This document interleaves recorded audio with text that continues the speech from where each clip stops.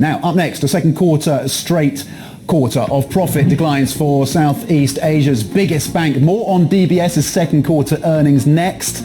This is Bloomberg.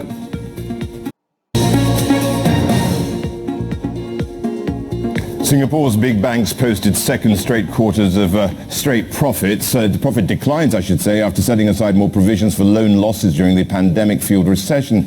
Bloomberg Intelligence senior analyst for Asia Financial, Diksha Gira, now joins us. Diksha, DBS saw a 26% profit drop, almost 2 billion Singapore dollars provision from DBS.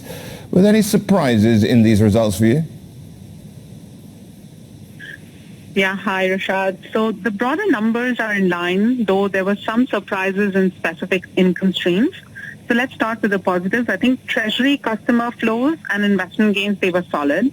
Provision side, it has largely played out as we expected, and it's good that, management hasn't revised that guidance of 3 to 5 billion over the 2 years, and it's already taken almost 2 billion in the first half itself.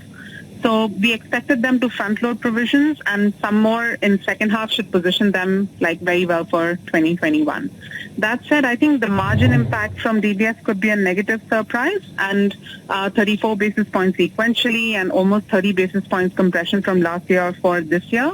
That we hadn't expected, and I think bulk of it may be from the flush of liquidity that they've kind of gotten on the deposit side.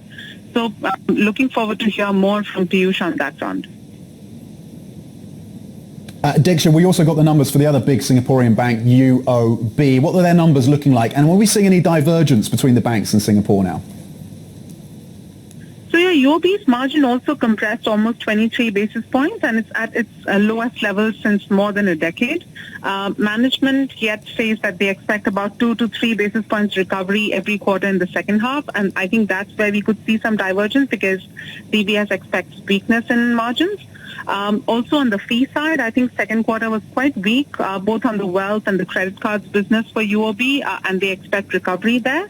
But the one positive that stood out was their Indonesia and Malaysia business, which did really well on the operating profit levels. I think that gives some confidence on revenue recovery. Diksha, let's turn the dial to OCBC. What does this mean for their numbers? So I think DBS's strong wealth and markets-related business will have positive read across for OCBC tomorrow. I think on the margin side, OCBC could have done better, I think, because, it tends to see a contraction with a lag, so they might have done better in the second quarter.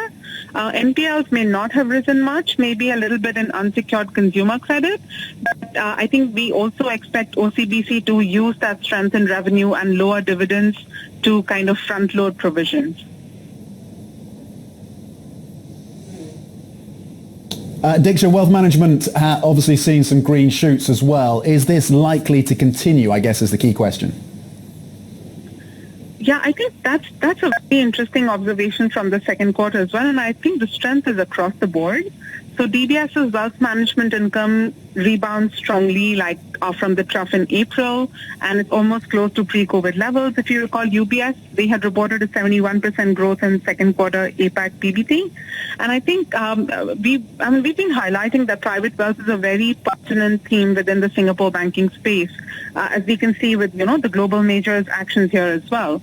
So I think market performance, deleveraging obviously impacts AUMs, but there is a structural growth that we anticipate over the next few years in that business. Diksha Gira from Bloomberg Intelligence, thank you for that analysis. Now, coming up, we're going to be